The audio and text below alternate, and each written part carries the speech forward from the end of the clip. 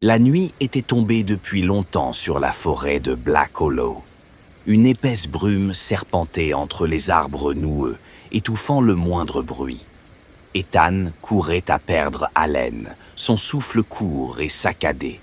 Son téléphone n'affichait plus qu'un écran noir et sa lampe torche vacillait, projetant des ombres déformées sur le sol couvert de feuilles mortes. Il n'aurait jamais dû suivre ce sentier. Tout avait commencé par un simple pari entre amis, s'aventurer dans les bois maudits et capturer une preuve de l'existence de l'hôte, cette créature légendaire dont parlaient les habitants du village voisin. Un être que personne n'avait jamais vu en entier, seulement des silhouettes furtives, des griffures sur les troncs d'arbres et ces étranges marques rouges laissées sur le sol. Ethan s'arrêta un instant, les mains sur les genoux, tentant de calmer sa respiration. Un silence oppressant s'était installé, plus terrifiant encore que les bruits de sa fuite. Plus d'insectes, plus de vent dans les feuilles. Juste l'attente. Puis il l'entendit. Un râle profond, guttural, qui semblait provenir de partout à la fois.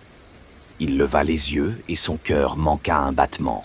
À quelques mètres de lui, derrière le rideau de brouillard, une silhouette se dessinait lentement.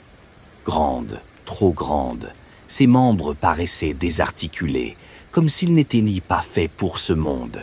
Un flash de lumière, un seul instant mais suffisant pour graver l'horreur dans son esprit.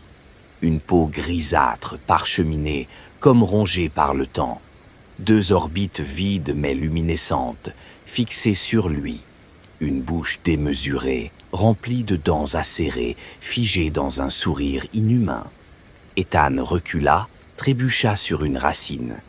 La chose ne bougeait pas, et pourtant, à chaque battement de cils, elle semblait plus proche. Son corps se tordait d'une manière impossible, apparaissant tantôt à droite, tantôt à gauche, comme si elle existait dans plusieurs endroits à la fois.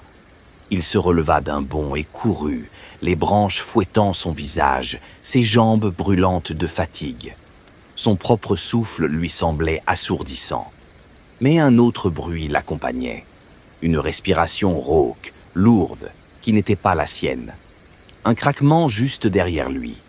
Il osa jeter un regard par-dessus son épaule.